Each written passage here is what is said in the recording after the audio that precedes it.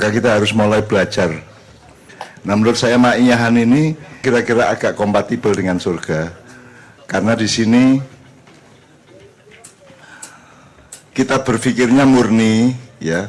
Kita nggak punya problem seperti di dunia ini gitu ya, di surga nanti. Jadi kita sudah terbiasa saling berdialektika gini ini tanpa problem. Di surga kan nggak ada problem seperti itu gitu. Maka kalau Ma'iyan nggak susah. Kita dengerin lagu oke, kita ngelihat tari oke, kita sudah terbiasa dengan macam-macam perilaku dan makhluk-makhluk. Dan itu saya kira di surga kita akan lebih siap daripada, saya nggak ngeklaim ya, tapi kira-kira kita lebih siap lah gitu. Karena kalau di dunia ini kan penuh kepentingan. Misalnya saya kiai gitu ya, saya ngomongnya ABC, saya tidak ngomong D, karena saya takut nanti soal D saya tidak bisa jawab gitu ya. Kalau di sini kan sakarepmu A sampai Z sampai opo sakarepmu kan masalah. Semua saya buka 100%. Kenapa? Apakah saya bisa semua hal? Enggak. Dan saya ingin mengatakan enggak bisa itu enggak apa-apa. Yang penting Anda belajar. Jadi saya enggak bisa menjawab pertanyaan Anda, enggak apa-apa. Kenapa malu, Mas? Jadi enggak bisa itu enggak apa-apa, enggak dosa, enggak masuk neraka. Gak ono kok mlebu neraka, kok gak iso ngene mlebu neraka, gak ono, Mas. Jadi kita, misalnya saya ditanya apa terus saya enggak tahu. Enggak apa-apa tuh enggak tahu itu, Mas, enggak apa-apa. Bahkan salah pun enggak apa-apa asal Anda memperbaikinya kan gitu kan. Jadi di sini kita tidak punya ikatan-ikatan sebagaimana kita di surga nanti tidak punya ikatan-ikatan keduniaan yang aneh-aneh. Karena banyak sekali dunia ini orang kan berlaku sesuai dengan ikatan-ikatan yang menimpa dia gitu ya. Nah, di sini kita mencoba berdaulat untuk tidak terikat itu semua. Makanya kan tidak ada aturan, tidak ada ini mau melakukan apa saya nggak ngecek dulu, nggak saya verifikasi dulu, saya screening dulu ya, nggak saya karep-karepmu.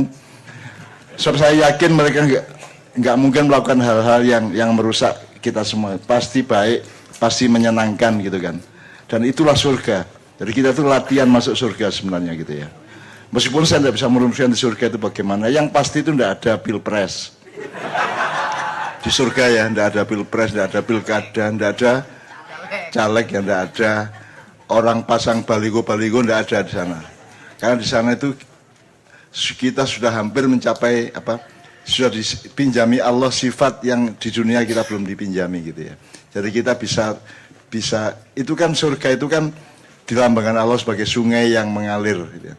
Tajri min tahtiyal anharu khalidina fiha abada. Ya. Sekarang kita pelajari sungai. Sungai itu airnya apa alirannya. Nah, jadi sekarang kan kita belajar mengalir toh. Meskipun kita punya judul tapi kan diskusinya ngalir terus. Jadi kita tuh belajar mengalir karena nanti kita yang mengalir di sungai surga itu kita gitu ya. Dan seterusnya ya. Jadi banyak sekali kalau saya mau jelaskan itu. Saya bisa tulis buku mengenai surga, meskipun dia bayangan saya tok. Terus ditanya sanatnya apa ya? Sanatku dewe gitu kan. Tidak ada. Karena memang belum pernah ada orang seperti di Ma'iyah ini. Imam siapapun, madhab siapapun dulu tidak pernah yang bikin forum. Bahkan Nabi siapapun tidak pernah bikin forum kayak gini. Saya bukan GR ya, bukan kira sombong ya. Tapi memang belum pernah ada. Belum pernah ada. Apalagi sampai 23 tahun. Terus setiap bulan di Jombang malah sudah 31 tahun ya. Terus menerus dan orang berapa jam pun mereka duduk mendengarkan orang mengkrungu gitu ya. Karena di sini kita mudahkan orang itu, kita mudahkan. Kamu ngantuk juga tidak apa-apa kok. Saya coba jelaskan bahwa mengantuk itu tetap bermanfaat. Karena yang bisa mendengar ilmu dari saya atau informasi dari siapapun itu tidak hanya telingamu ke pikiranmu, tapi juga rambutmu bisa dengar. Jadi ada memori yang bermacam-macam simpanannya gitu ya. Jadi ada memori janin, ada memori sel, ada memori atom, ada memori macam-macam. Yang ilmu pengetahuan di kampus belum bisa sampai ke situ. Kita kan punya RAM, punya hard disk, punya macam-macam ya kalau di elektronik punya ada penyimpan memori. Nah, manusia itu punya penyimpan memori yang ada di wilayah rohani yang manusia sekarang tidak mempelajari sama sekali. Kita ini sudah kenal dunia maya, tapi kita tidak mau belajar dunia maya, toh. Gitu kan. Yang kita sebut dunia maya kan internet, gitu kan. Padahal hidup ini maya. Kamu kan bukan kamu, Rat. Nanti kalau kamu mati, badanmu ada enggak? Diambilin sama cacing, sama sudah habis toh. Terus kamu didatangi malaikat mungkar nakir. Yang jawab siapa? Kalau kamu adalah kamu yang sekarang, malaikat mungkar nakir balik. Lu kok balik? Jibril tanya, Kir kok balik apa? Lah wis ledeh areke kan gitu. Wis ledeh. Nah, Anda itu bukan Anda yang Anda kenal. Jadi latu tudrikul absar wa yudrikul absar wa latiful khabir tadi itu ya. Bukan, Anda itu bukan yang ini, saya bukan yang ini. Anda menyangka saya adalah ini dalam rumusan materi, dalam rumusan jasa dia. Tapi saya bukan ini. Jadi Anda jangan terlalu bangga kalau bisa membuli saya dan memfitnah saya karena Anda salah sangka kepada saya. Nanti kamu akan tahu bahwa suatu hari bahwa ternyata saya bukan seperti yang kamu bayangkan. Saya bukan seperti yang Anda sangka-sangka dan Anda tuding-tuding, Anda injak-injak di medsos gitu ya. Saya bukan itu. Itu adalah prasangka kamu mengenai saya, tapi bukan saya. Gitu. Nah itu menjadi kesadaran di Ma'iyah supaya Anda tidak minder, tidak. Saya orang Turki sekarang jadi siksa Erdogan, sekarang Erdogan menang lagi 5 tahun lagi, sampai sakit-sakit teman-teman Turki tadi ketemu saya. Nah kita juga akan mengalami hal yang sama. Itu di Ma'iyah ada obatnya, di Ma'iyah ada pirnya, ada bempernya, ada apa jenenge, shock breakernya gitu. Shock breaker aja kita itu enggak jelas kok. Kalau ada bengkel shock breaker tulisannya beda-beda kan Mas. Beda-beda kan. Ono shock breaker, ono shock breaker, ono shock breaker. Kita tuh soal shock breaker aja tidak jelas kok. Jangankan Al-Fatihah gitu kan, jangankan Rahman Rahim. Shock breaker yang enggak jelas kok. Makanya soal takwa kita salah. Jadi terakhir sekali gini, intinya gini. Kita itu hidup dalam sejarah yang dibangun oleh banyak kekeliruan tafsir terhadap setiap kata. Jadi kalau tadi ngomong apakah demokrasi, demokrasi maksudmu piye? Coba tanya sama yang meneliti tadi. Maksudmu demokrasi gimana? Coba deh kalau dia bisa menjelaskan. Nggak bisa juga dia.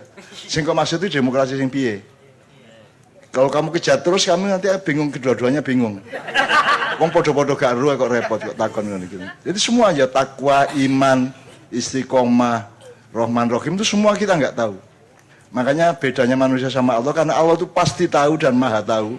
Maka Allah berani mengampuni manusia karena dia tahu persis dia ini pantas diampuni. Kalau manusia kan enggak. Kamu enggak sholat sekali oleh temanmu, kamu langsung dia enggak sholat, dia abangan gitu kan. Begitu besoknya kamu sholat tadi, gue pura-pura dia paling mergonok merotuane kan gitu kan.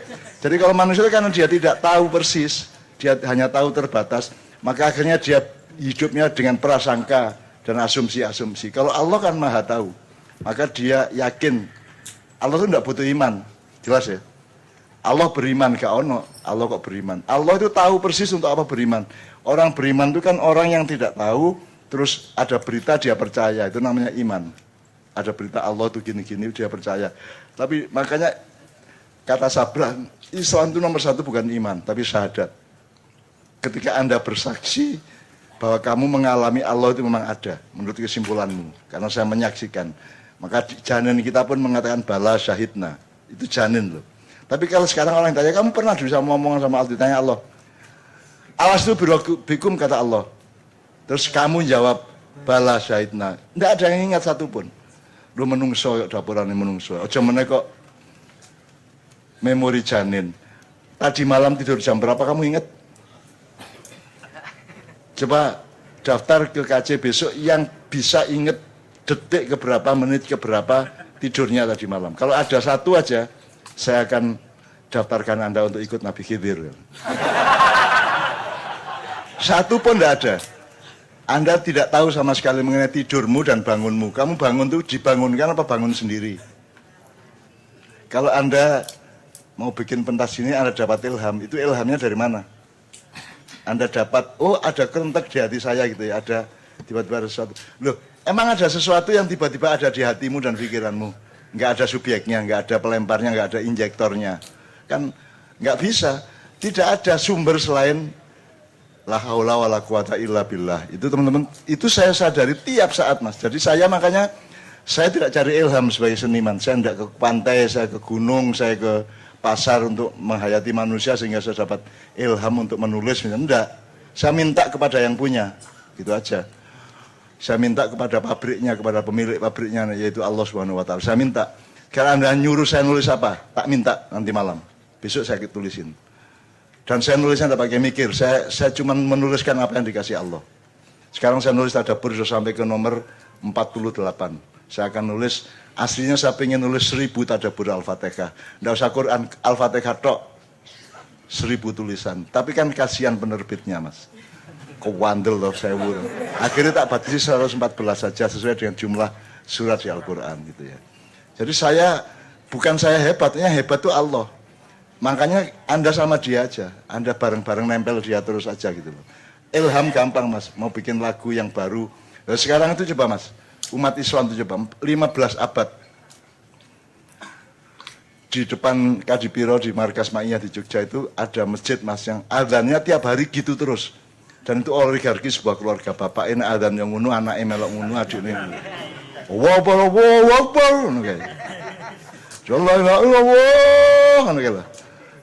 sama persis lagunya bapaknya, adiknya, anaknya, ponaknya sama persis dan keluarga lain tidak boleh adzannya dia. Yang ingin saya omongkan nih Mas, tidak seorang pun ulama, imam madhab, mursyid, kiai, ustadz, habib atau siapapun selama 15 abad yang pernah berpikir bahwa adzan itu tidak harus pakai lagu. Orang yang tahu ngomong ngono. Tidak ada. Semua berlomba-lomba melakukan adzan, melakukan. Emang harus pakai lagu. Terus bahkan di YouTube tuh ada yang manipulasi. Ini adzan secara Sayyidina Bilal aslinya. Lu, gimana lu merekam Bilal dulu? Gimana itu sanadnya? Bagaimana? Mana emang ada rekamannya? Emang lu ngerekam? Paling-paling kita bisa mengkira-kira Bilal itu orang Afrika. Kalau orang Afrika adzan beda sama orang Jawa, paling gitu ya. Kira-kira kecenderungannya begitu. Itu kira-kira jangan terus di YouTube dibilang ini adzannya persis seperti Sayyidina Bilal. Terus piye karepe? Itu kita tuh pembohong luar biasa.